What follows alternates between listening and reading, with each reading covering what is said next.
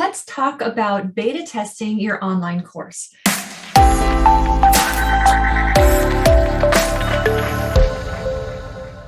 Now, I use the word beta testing in the title, but truly I want to get down to all these squishy words that are used and give them specific meaning so that you can see what type of beta testing you might use and then what you're trying to test. Now, the first word, and this is one I like to use, this is like the most earliest type of beta testing you might do, and it's called a proof of concept. Is this even a concept that will work? Now, I like to use a proof of concept to test my assumptions. Often this is part of your analysis. So you have this idea, you may not know the audience very well. This is a great time to use a proof of concept.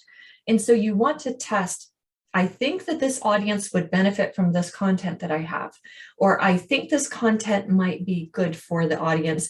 Like, I think they would benefit in this particular way. Do you have the right audience? Doing a proof of concept is really, really helpful for testing that assumptions. And like I said, it can be part of the analysis. You really, really should not go into a proof of concept with this idea that this is going to be great, it's going to be awesome. You don't want to fall in love with the solution. You want to fall in love with the problem. And then you're going to test different types of solutions to see which one works best. And that's what a proof of concept will do for you. Now, because you're not sure a proof of concept is going to work, you're testing that assumption, you're testing that idea. When you get people to enroll in something that is a proof of concept, you want to underprice it. Because these are people that may buy products from you later, try and wow them with the amount of content you give for the price that you offer. So maybe it's a $7 product, maybe it's a $27 product, but it should be an easy yes for them and a lot of value for them. I like to do small groups of invested, engaged people for a low price. That gives me a lot of data. Even if you make a little bit of money, that's fine, but you're not looking for making money. You are looking to test your assumptions. Well, you may be looking for making money, but in this particular thing, what you're really looking more than anything is the data. Now, sometimes what can happen with a proof of concept is you'll get information back that says, this concept won't work, but here are some trends that I'm hearing from people that are really going to help me maybe do a different proof of concept or a different thing. So you get a little bit closer to your end goal, which is, a finalized course that people love. The second type of beta is the one that I would use the term beta, and it's pretty big bucket. It's when you're trying to test almost anything other than assumptions. So you're testing the design, you're testing the idea that you have for conveying this concept. The concept is solid, the assumptions are solid, but now you're moving forward to playing with different course ideas and design and activities and the stories that you're trying to do. You may also see a beta as a practice for you. You have a pretty good solid idea.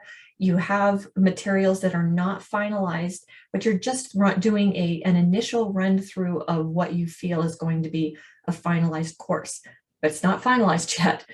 So the last type of beta testing you can do, and I'm using beta testing kind of like a loose term, but the last type of beta testing is what I would call a pilot.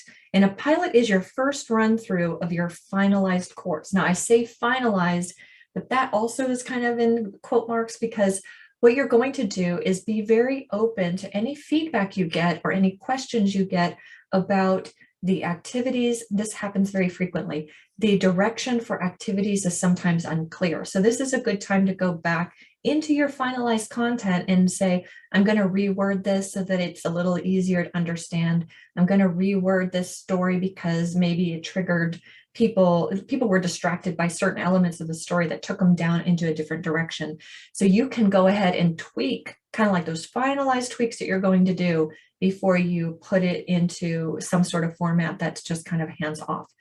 So in the beginning, when you're doing all of your testing of your course and you've done your design and you've checked out a lot of things, you're still going to be hands-on for a while. You're going to be hands-on until you feel a high degree of confidence that your course doesn't really need anything more than just the materials being delivered to somebody, and it is going to get results. With that being said, it's really important also to evaluate how well your beta or your pilot or your proof of concept did. And for this reason, you need to be super clear about what it is you're trying to accomplish. with this proof of concept. So that way you can create an evaluation that says, okay, did it accomplish the purpose that I intended for this particular proof of concept? The same with your beta. So when you're doing your beta, decide, what am I looking at? What do I want to be looking at the end? And create some sort of evaluation for that particular proof of concept pilot or beta. I will go into evaluation into a different video because evaluation by itself could be a really super long course. There's a lot to know about evaluation, and so I don't want to get into too much here. But I will tell you that if you know the purpose for the particular proof of concept beta or pilot that you're doing, that is going to give you so much information about what to evaluate when you're through.